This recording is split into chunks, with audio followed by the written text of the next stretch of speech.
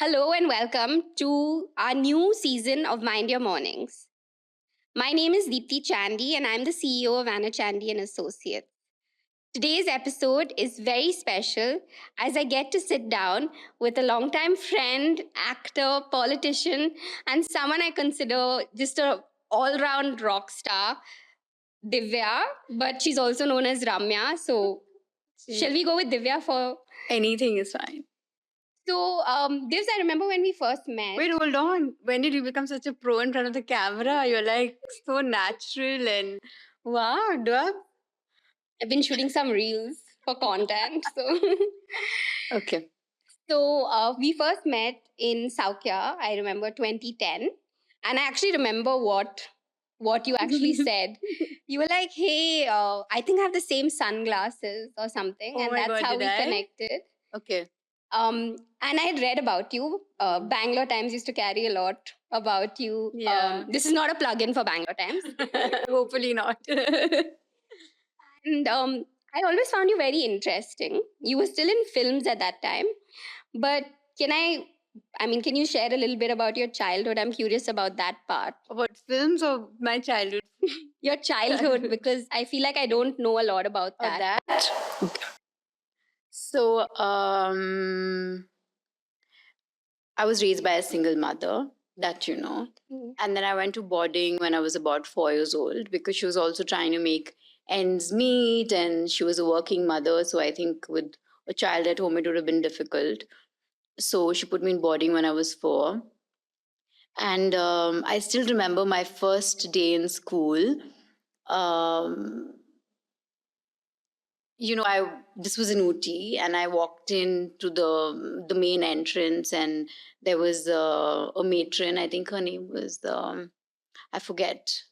I forget Rita. I think Rita, and I just I was refusing to leave my mom's pallu, and and then they obviously had to like get me into the dorm, right? So then she gave me a toy, and then she was like, "Come, I'll show you around and everything." And then when I came back, my mom had already left, and I still remember that so vividly in my mind. And then I think the matron also took the toy away from me because she probably had to hand it over to the next child. And but then after I think I kind of got used to school, to being in boarding. Yeah. So I went to boarding too, and Where? I went to Lawrence. Oh yeah, we went to Yeah. Ooty. Oh my God, yes. And I feel like in retrospect, because in psychology, any school of psychology sort of talks about that 0 to 7 being Right. such an important template, Right. how you form attachment, and we'll talk about that in a bit. Right. But I just find that that those early years in terms of Yeah. adequacy, Yeah. how you feel adequate, or how you play to a crowd and Yeah. quickly read a room, because in boarding school you So need to true. make friends. Yeah. So do you think, like, I've noticed that you're really good with people today? Even when we were shooting, you wanted to know every single person's name, which was so touching. And do you think maybe that developed there? Is that something? The formative years, I think they really kind of shape your personality, your thought process, good and bad also. So I feel like definitely boarding school helped with that, in being more empathetic and being more sensitive, um, in just, sort of seeing everyone as equal. I think, that's something I think boarding school really teaches you, to be independent, self reliant. A lot of life skills. Yeah, for sure. And I think um, but I think, at 4, when you go to boarding school at 4, I don't know what age you went to boarding school. I was 9. You and I think 4, I think it kind of makes you feel like you're abandoned in some way. And I think that takes a lot of the parent to sort of make you not feel that way, and I don't think my mom was equipped with those skills. I mean, she was also just doing her thing, living her life, right? Trying to make ends meet so she could take care of me. But I was too young to understand that. So I actually grew up feeling very lonely as a child, even though I was in boarding school and I had friends. I think you want to be nurtured, you want to have that protection which a parent can give you. I don't think your teachers or your friends can give you at that age. So I think that kind of stayed with me, I think, much into my adulthood, this sense of being alone and the sense of abandonment. And I think that whereas parents could show you life lessons with a lot of affection, or some can even be really strict. My mom was very, very strict, right?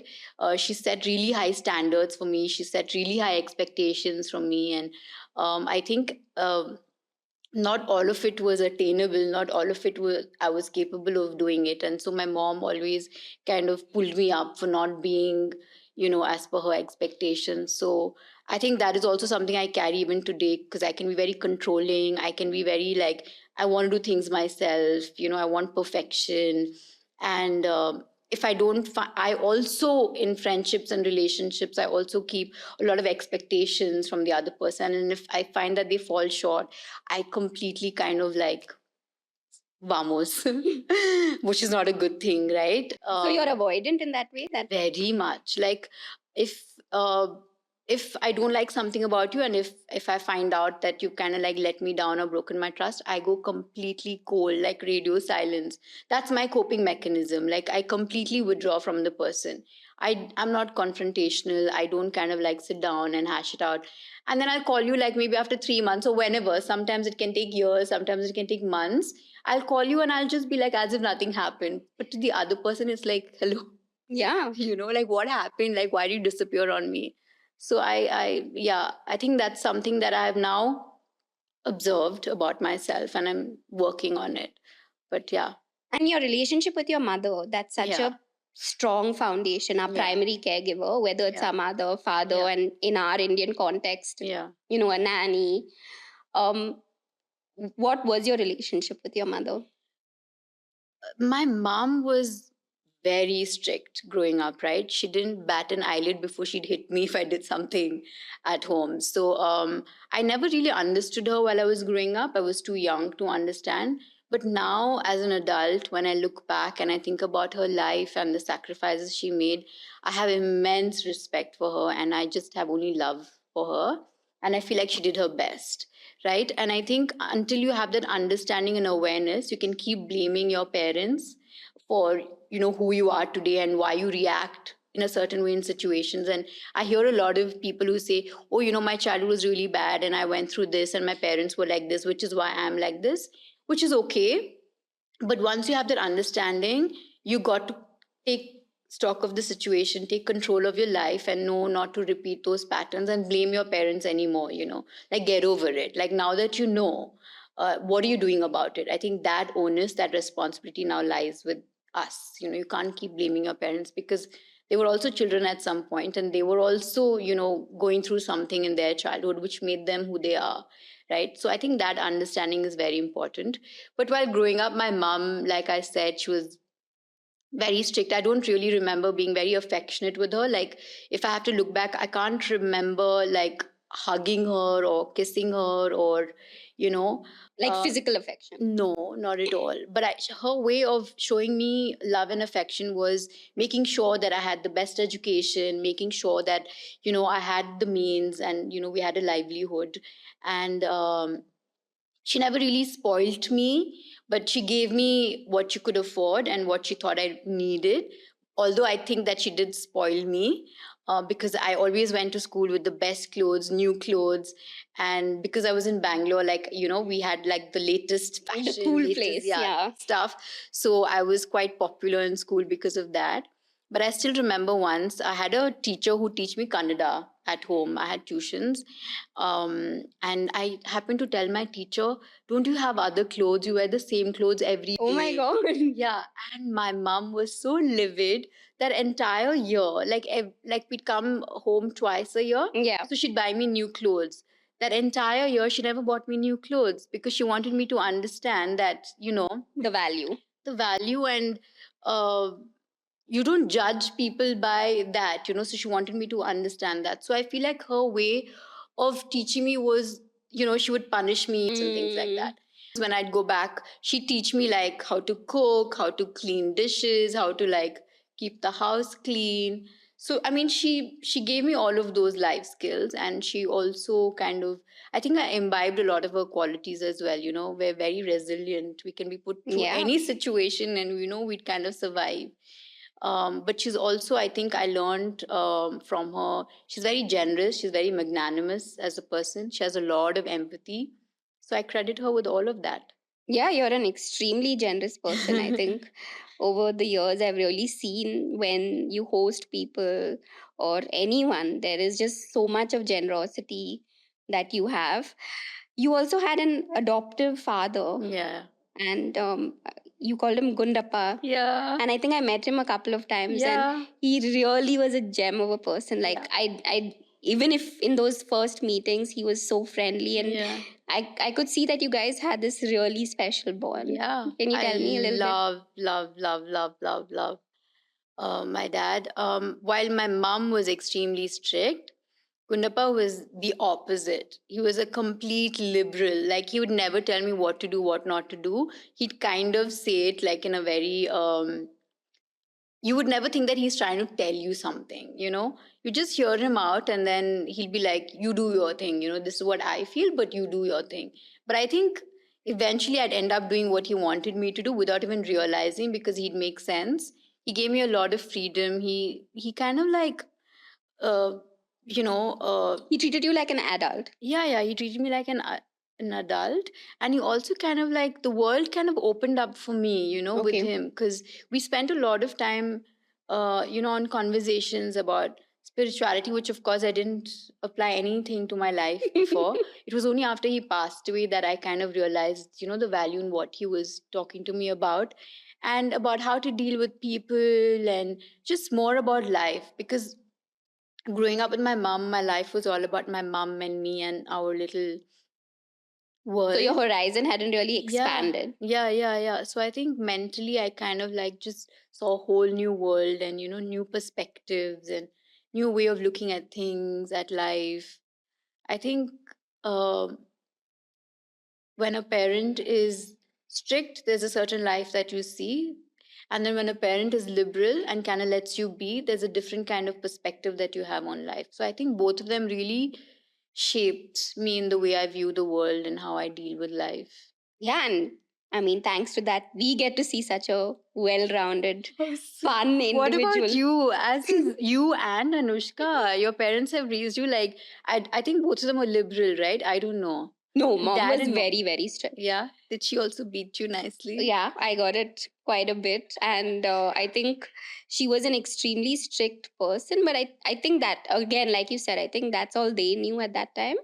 But I'm grateful that she started learning psychology and all of that, and then Understood. Anushka and I became like her subjects. So she also apologized for it, Oh. and she was like, "But I didn't know any better." And I think that's advice that you said, right? Yeah. It happened, they did their best, Yeah. and now what do I do about it? Yeah. I think that sort of really helps you move forward. Yeah. Because I think in my practice, I see a lot of people who are still stuck there. Of course, there's a lot of pain. I think almost everything comes back to childhood in the therapy room. There's so much that comes back to childhood. But where that switch happens is where we say, okay, they did their best. Yeah. I have issues because of that, but how can I heal and Right. move on from those issues? I Yeah. think. Do you feel like our parents, like our mothers, were also raised by really strict parents? And I feel like they put a lot of pressure on women to be a certain way, which is what has carried forward, Times Yeah. have changed, but, the upbringing remained the same for Yeah. women. So I think that's why we struggle in terms of, like, it's a lot more liberal now, right? The world for women. But if your upbringing was very strict, then you kind of struggle with that today. Absolutely. And I think that the onus of parenting was Yeah. like, I think my dad was traveling, there was a lot, but that responsibility, that onus fell on her. Yeah. If you're in your early 20s, You I get mean, married so young, yeah. Yeah. nothing better, I Yeah. think. I feel like there's a lot of pressure on while bringing up like girls, right? Like, you have to be a certain way, and there's a lot of pressure on that. And where the boys are raised very differently. And then the children struggle because the times, the world around them has changed. Right. But then you have strict parents. Like, for example, I'll just tell you, right? Like, I was in like when I started doing films when I was 18, 19. You were 18? Yeah, I was 18. You were a baby. Yeah. And the world around me had changed. Like, women would go out, and you'd have stayovers, etc. But my mom wouldn't allow me. So I was kind of rebelling against that. You know what I'm saying? Yeah. Because maybe in her days, like, you weren't allowed to do that. But then you're bringing up the child in the same In way that you today's, were, yeah. but into today, So today I feel like, let's say, like Anushka, I don't know if she would be so strict with her son like your mom was with her, right? No, I mean, I see a simple thing. If you spill something like milk, I immediately cannot there put was that. fear, and you'd be like, Yeah. oh my god, oh my god, oh my Yeah. god. And Anushka's like, it's okay, like we'll clean it up Wow. together. So that fear or that trauma response reduces Right. significantly. Also, And because she's been through that, no? So she knows yeah, that that can't be repeated with her correct. son. So that's a way of breaking the pattern. That's, yeah. Absolutely. And I think those patterns are important. I think it plays out in relationships also. Yeah. Because today, as women, we are, going out into the workplace, we have jobs, Yeah. but still, as woke as we all are, we still want to make sure that you keep a good Yeah. house, you know what's being made for breakfast, lunch, dinner, you're Yeah. taking care of the staff. So, all of that. You said you got into films at 18. Yeah. And something that really comes up often in therapy is this feeling of inadequacy. So you want to fill it up by professional accolades. You want, or it's in relationships, you're constantly chasing that. In films, you get a lot of adulation from others. Like, I think today everyone here is a fan of yours in some way or the other. Do you think films is a space that helped you fill that void? Do you feel that as actors you fill that void or that sense of inadequacy? I was always made to feel bad about my looks, right? Really? Yeah. I think I was pretty okay growing up. And you're Like, looking so good. no, no, in the sense that because I shouldn't attract attention because I'm good looking. Like if I'm attracting attention, it's my fault. So I had to wear like loose clothes, like growing up.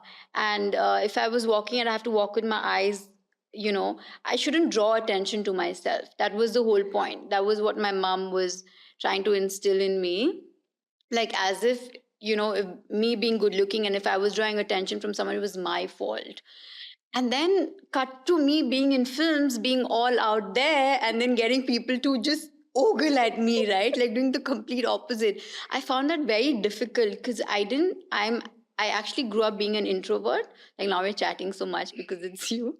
But I grew up being an introvert and not someone who really shares things with people. And in school, maybe in like an environment that I'm comfortable in, maybe I'll be a little more chatty and I'll kind of like be the first one to raise my hand and say something funny to get attention, but not always, right? And here I am like an introvert put in films, and you have to like be this social person. And I found that a little difficult initially.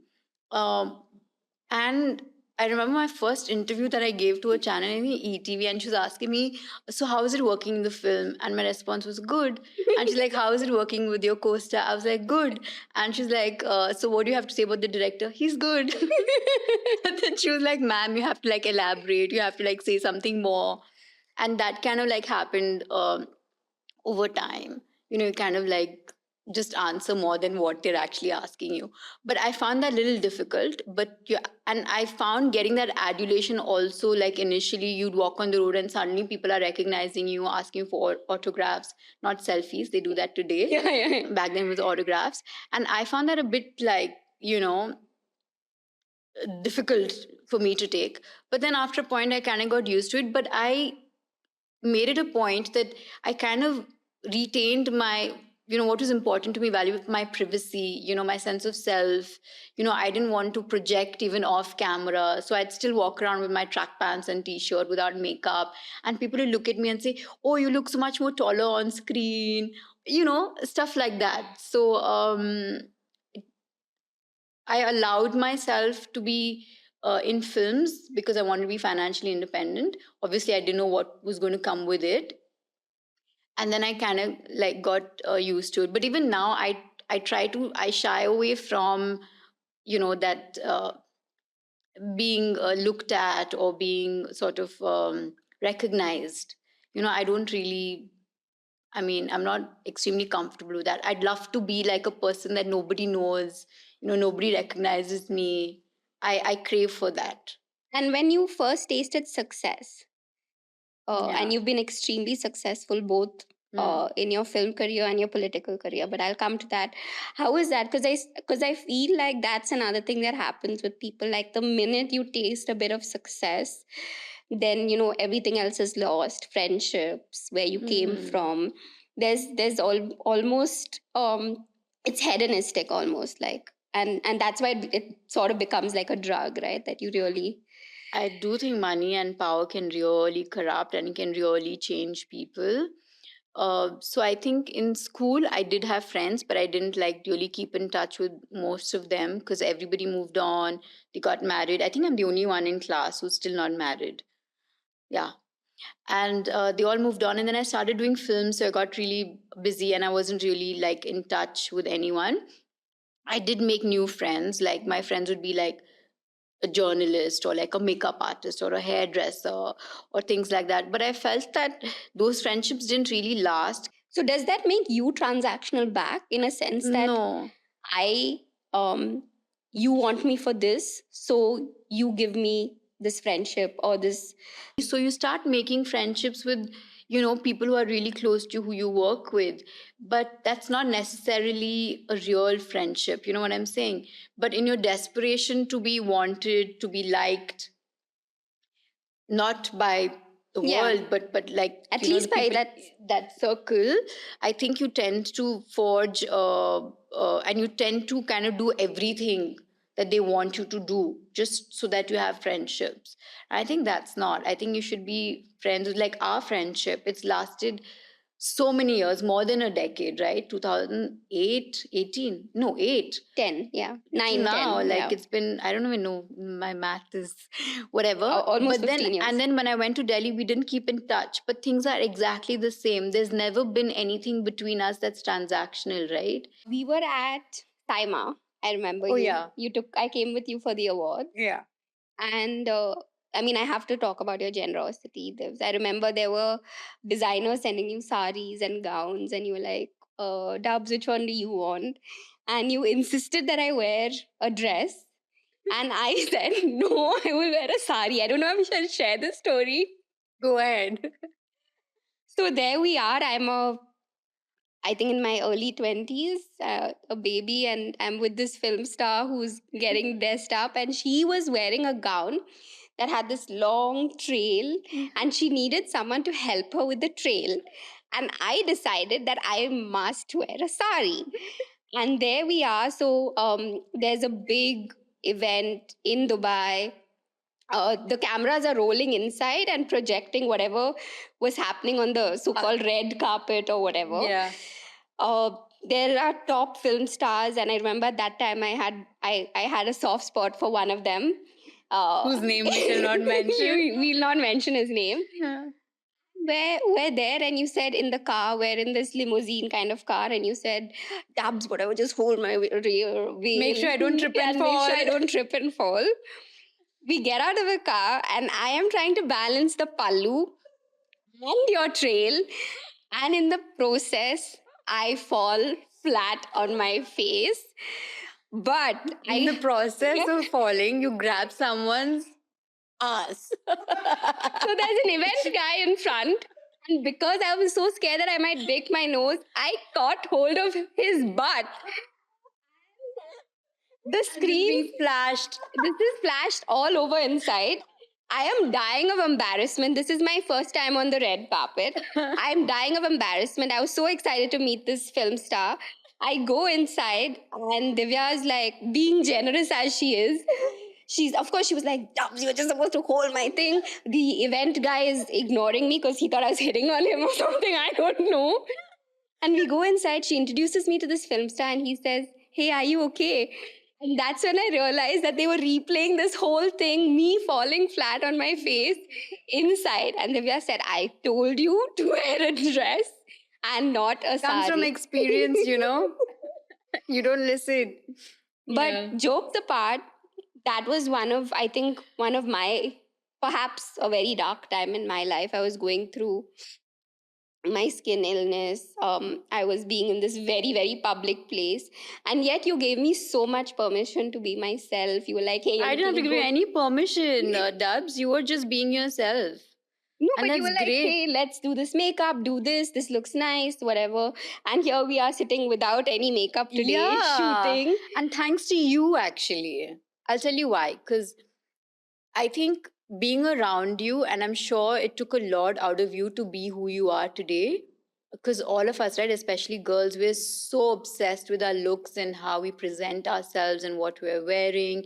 And that kind of, validates who we are, apparently. I mean, right? What we carry, what kind of makeup, and how we present ourselves.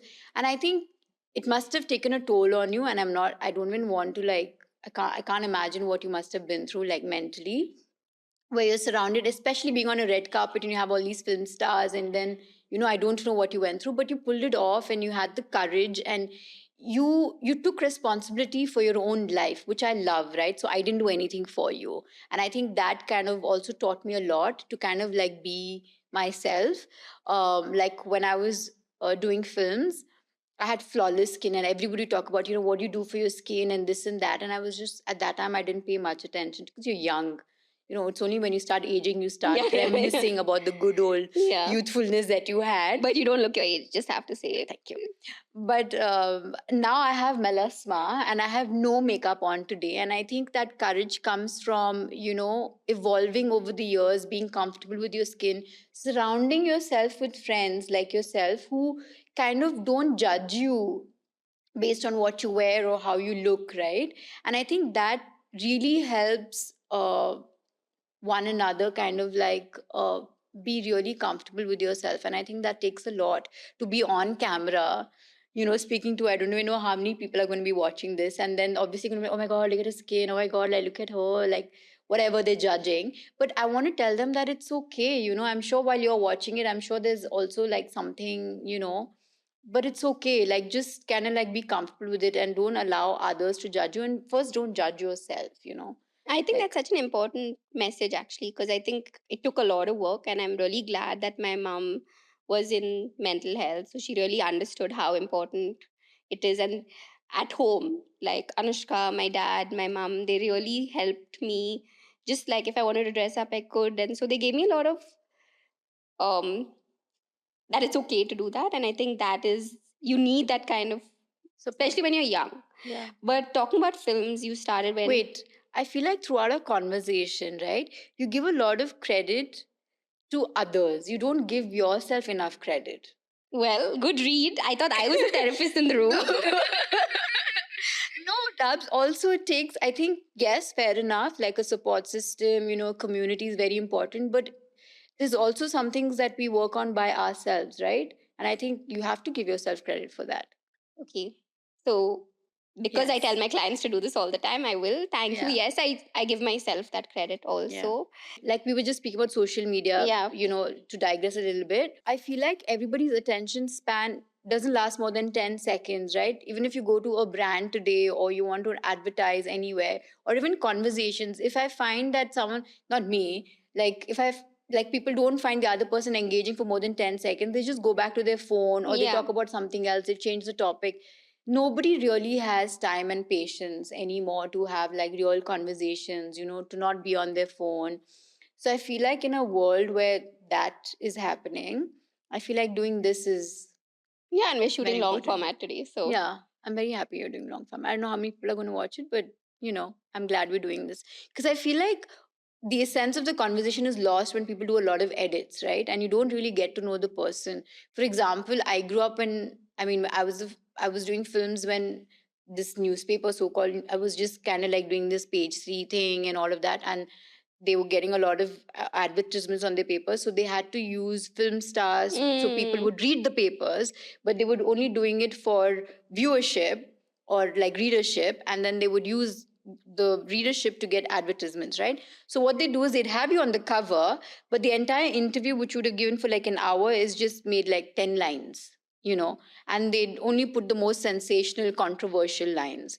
And I think people form judgments based on that, and that's not who I really am. So I feel like a lot of this projection that the media made of me because of their TRP and their format, made me, people thought of me as someone who I'm really not. Yeah, I mean, I was reading some articles about you and stuff. I wanted to be well prepared for this.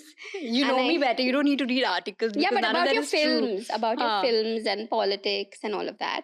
And so then I came across this Kannada term, and I don't know if I'm going to pronounce it right. So please forgive me if you're a native speaker. But it means, I think it means proud hen or Jamba the Kohli. Yeah, okay. Yeah. Can you imagine? Like, just for speaking up, right? Or for having an opinion, they'd use these terms, Jamba the Kohli, controversy queen, for being professional. Can you imagine? And if I kind of like stood up against something, then it was unheard of, right? So then they'll call me unprofessional. Like if I ask for an agreement, if I ask to be paid by check or by RTGS, that's very unprofessional. If you ask for like a caravan or something, that's very unprofessional. I mean, actually being professional was called unprofessional. And, saying the right things or being independent, having an opinion, oh, she's very arrogant. I don't know why people have that impression. I read this a lot about you before I met you, and then I found that to be quite the opposite, actually. Yeah. And I'm wondering about, like, we coming back to patriarchy and how it's so ingrained in us, like how women should behave, the cultural notions of how a girl should be, and the sexism then in films. Because, I mean, we have a lot of problematic films that still come out that do extremely well. Yeah. And here you were like a decade ago saying that, I don't want women to be portrayed in poor light. Yeah. So what was that? Like, you always sort of speak your mind and say that I'm not okay with this. So, luckily for me, my first film happened to be with the production house, with Dr. Rajkumar's production house. And I had a very good working environment, right? Puneet was my co-star, and he was again a very generous person at heart, and his wife and his family, they all made me feel extremely comfortable. And I think I got spoiled because then I expected every other production to be the same way. I didn't so the director was a bit of a, I don't know what. He never gave me the script. So I went on sets without even knowing what character I was playing or what my role was, what dialogue I had to say, because maybe it was beneath them to tell the heroine, what the story is. So I would go on to set and he'd be like, okay, run from here to there and hug him. And I'd be like, but why am I hugging him? Like, what happened before this and what's happening after this? Nothing, you just do as I say, So basically, for my first film, I should actually be awarded because I had no idea what role I was playing, why I was mouthing those dialogues or anything. I still remember there was a particular scene and I had to cry. So, those days they used to shoot just you separately. So you don't know if there's a dead body in front of you or there's an accident or, yeah, I don't know, but I'm just crying. Okay. So I remember my co-star at that time. She's a very famous actress and I really like her. Name is Uma Shri. And I said, I have to cry, but I don't know why I'm crying. What do I do? She's like, just think of some really sad incident that happened in your life and you start crying. Did you use glycerin? Or? No, I started crying. I just thought about my dog that I had. And so then I started crying. So then I made it a point that my second film, I have to know the story. Otherwise, I'm not doing the film, right? But so I did the second film, but they only told me the story till the interval. I was like, that's good. It's better than not knowing. So then I made progress. So I was like, okay, fair enough. So then I did my second film, but the second film's climax was being written on the set. But that's okay. That's how it works. The film went on to do really, really well. But after that, I made it a point that I had a caravan because I didn't want to share my caravan with my co-stars, right? Like my first film, Puneet had a caravan. We were shooting in Chikmagalur, right? Up like in like on top of a hill. There was no room to change. So basically the costumers would like hold lungis and you'd stand in the middle and change. And people did it and that's okay, right? I wasn't comfortable doing that. So we drive all the way down and I'd go knock on somebody's house. They'd open the door. They'd be shocked to see me. And they'd be like, what do I do? And I'd be like, can I use your loo? And then I'd use the loo. And then next time on was like, they have guests at home. No, they'd be like, guess who came? Guess who? Ramya came. No, Ramya. And they're like, oh, how come she came to your house? No, she came to use the loo. Oh, Can you imagine? So the first couple of films, it was a bit um, hard, but that's what people endured, in the films, and hats off to them. And I think post that, I started putting my foot down, and I'm like, no, I need a caravan, because it's basic dignity, right? It's basics that we need, and I want an agreement, and I want a bounded script and things like that. Then they started labeling me as unprofessional. Then also what they would do is, they take the heroes' dates first, and then they would match my dates with them. So suppose, say, I've given a chunk of my dates in January, because an actor has dates then, so we have to work around his dates. And for whatever reason, the actor gets another film and he chooses to give dates to another film on these particular dates. I am not allowed to do that. I'll have to again match my dates to the second dates that he's given. Oh my God. So I'd have to wait for him to select his movies and everything, so I could. So you lose out. So I stopped doing that. So I was like, no, I'm going to give my dates anyway. When both our dates match, we shall continue shooting. So that they didn't like, because, it was always like the hero thing, and fair enough, because they kind of like draw the crowds and things like that. But it kind of changed, because touchwood, I was successful, people really liked me, so people would come to watch me in the films, but I still never got paid as much as my co-stars. There were films where I got paid more than, let's say, a newbie, right? A new actor. Maybe it's his first or second film.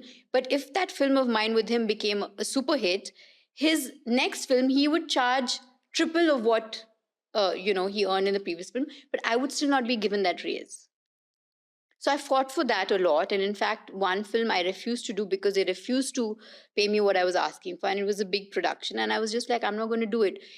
It's not that I was just trying to put out a message saying that, what, we need to be credited, we need to be paid, for the hard work that we do. Absolutely. Yeah. And how things have changed now, where you can get Things a have cut of the changed. profits and Yeah, everything. that's amazing. So I'm really, really glad that, women have it better now. I'm not saying we're still on par, but it's definitely better now. That's great. But all of this kind of like, And the sexism then moves into politics as well, right? That's Of another course, for space sure. where you Yeah. you did extremely well. And I think you kind of have that Midas touch. I see that in anything you do, even if it's a floral engagement in your sorry, for floral arrangement. I'm thinking only of engagements and marriage because that's my next question. But you do everything so perfectly, and that's a trauma response as well. That's true. Perfectionism. Yeah.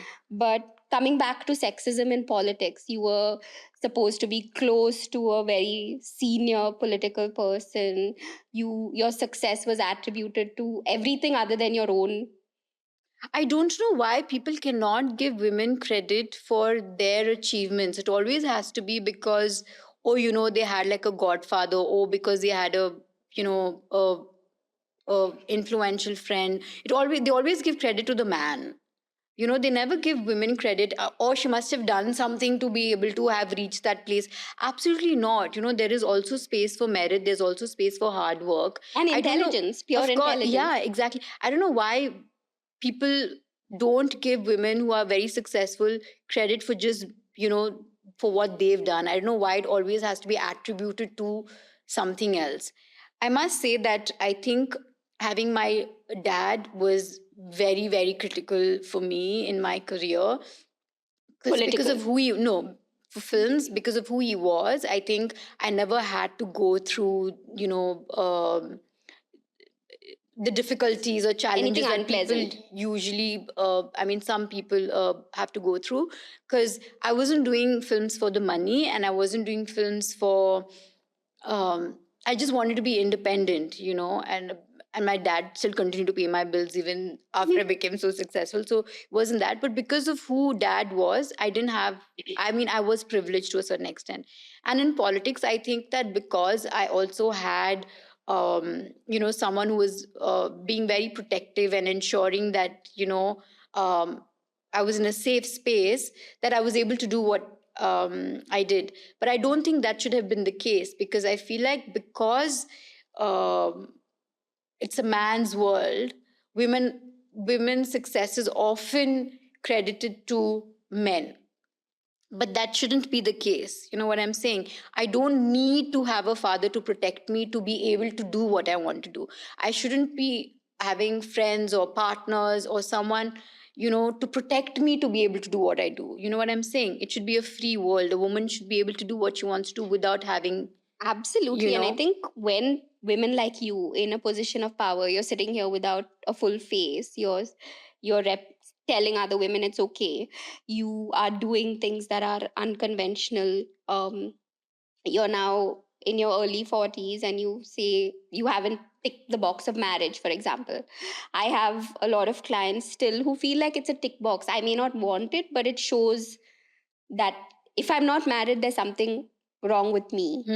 In some sense it still falls back to, oh, is it because you're not an adjusting woman, you haven't found the right person. It's you were somehow, too career oriented, and so you didn't have the time for family, or yeah. and I feel like by following this unconventional path, so to speak, you are paving the way for so many women who look up to you, or just in general. As you are, Dubs. Yeah. Right? I don't know why it's only like women who are famous who need to be looked up to. It could be like you're my friend, or it could be, I don't know, like people we work with who are also doing similar things, right? And they're Yeah. doing it on their own, not because someone else has done it, because they choose to. And I think that freedom for women, only we can give each other. Like we have to give ourselves that. I don't think it should come from, sadly it is still happening, that society has to allow you to be able to do what you want to do, and it's always usually the men who hold these positions of power, and therefore it's also in their hands. But I think that women uh, should be able to carve their own path and do it for themselves. Yeah, but I think it's also nice when men believe that too, like your father or your partner, and give you. I mean, I don't think they need to give it to you, but when that they believe that themselves, then that opens up so many doors for you to have that conviction. So, yes. So, I agree with you where you say that when men who hold those positions of power are actually using it for the good things, because there are people in power who misuse, take advantage of women's vulnerabilities, and they kind of take advantage of their trust. And I think those, I wish it wasn't like that, but there are men who do that. And then there are men like my dad and some of the friends that I have who used their positions of power to actually empower women, and allow them to be, I hate saying allow them to be and empower them, because that shouldn't be the case, but they have done that. So I think hats off to them, and and I'm so grateful, because I don't think my life would have been easy without them. Yeah, as am I. I think I'm surrounded by my dad, friends who are, I have very many close friends who are men who are challenging this stereotype.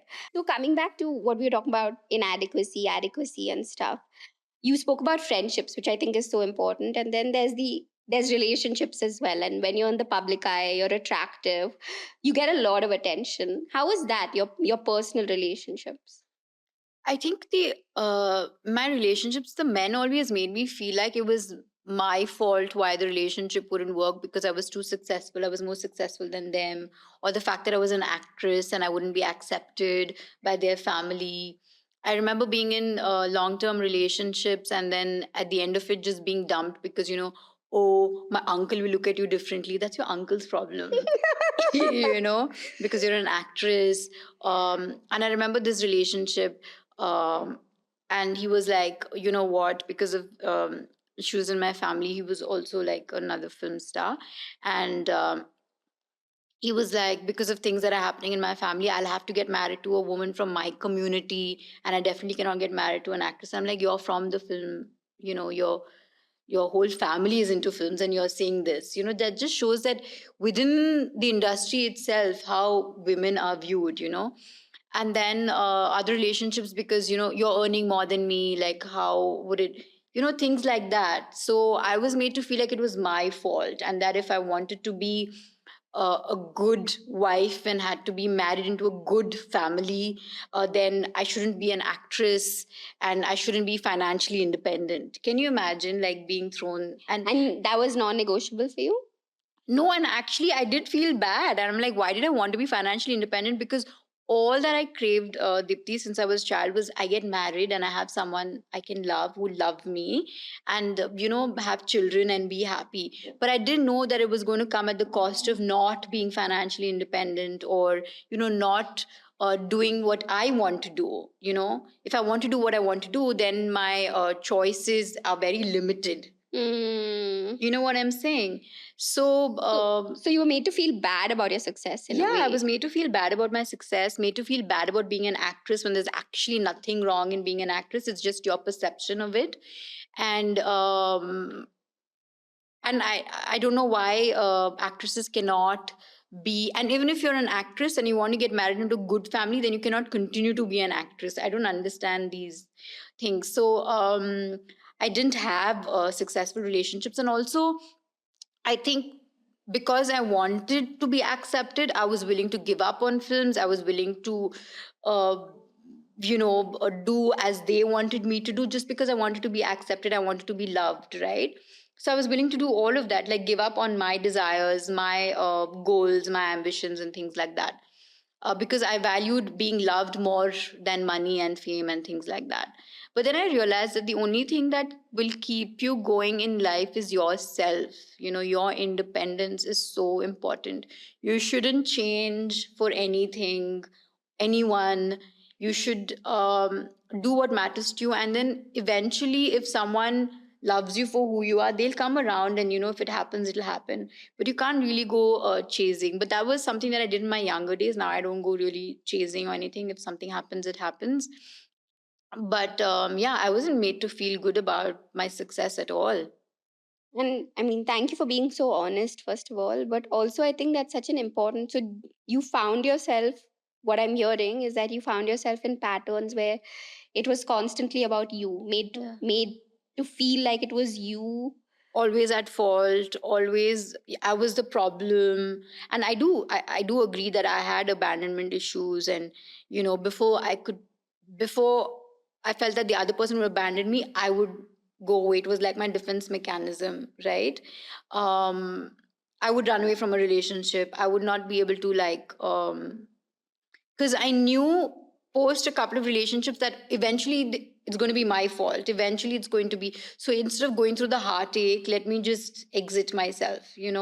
So that was something that happened. And that's a thing that avoidance do. So coming back to, if we look at your early messaging, when you can still remember when you were left at boarding school, and the feeling of abandonment. And now all of these years later, because our deepest childhood wounds actually show up in our closest intimate relationships. And so that plays out again. So rather than, if you look at attachment styles, before you hurt me, let me leave. So let my wall come up. Let me have all my guards up before you actually. Yeah. And after I lost dad, right, for me it became like, oh, everybody's going to leave anyway. And my biggest fear became about losing people I love. So I avoided having deep, intimate relationships with people, because I was like, okay, I'm going to lose this person. I may as well not get into a relationship. So over a period of time, my coping mechanism, my relationships with people changed, because all of that formed opinions, patterns in my mind. And then I don't think I took the time out to reflect on these patterns, and I continue to do them. And in each time, it would be kind of different. So then again, a new pattern would be formed. You know what I'm saying? And then it took me a while, and I didn't know how to react to people who gave me real love. But that's boring, right? Yeah, and because I'm so used to drama and chaos and chasing. Yeah, so people who gave me real love, I couldn't recognize it, right? I only recognized bad treatment, where people are not nice to you, where people like treat you badly, and you only want acceptance from them. You don't want to be accepted by people who show you love, and then you're just like, oh, maybe they want something from me. No, not necessarily true. So it took me a long time to kind of, like, I think Vipassana helped a lot with that, to kind of sit, reflect, introspect on my relationships, my patterns, my relationship with my mother, losing my father, my first experience with losing a loved one, what death is, who we are, what roles we have to play in this life. All of it just sort of like, I'm not saying I'm there yet, but then I have forgiven, I have moved on, I've healed, I've accepted, and I think I'm in a much more happier space. I don't hold grudges. I feel like, Anushka, and we were just discussing off camera, where you realize that when you have it all, the power, the money, and you're like in the limelight, you attract a certain kind, and there are certain kind of people who come, with it. And then when you're behind the lights, right, when there's nothing of it, then all of them kind of fade out, right? Because you're not useful to The them anymore. transactional. Yeah, they go out, and then you find yourself being surrounded by people who just love you for who you are, and that kind of also helps you heal and also be accepted. And you're also now more comfortable in your own skin, and you're just more easygoing in life. I wish we knew all of this when we were younger, but I guess Well, it's I part guess of that's why growing they up. say the experience of life. Yeah.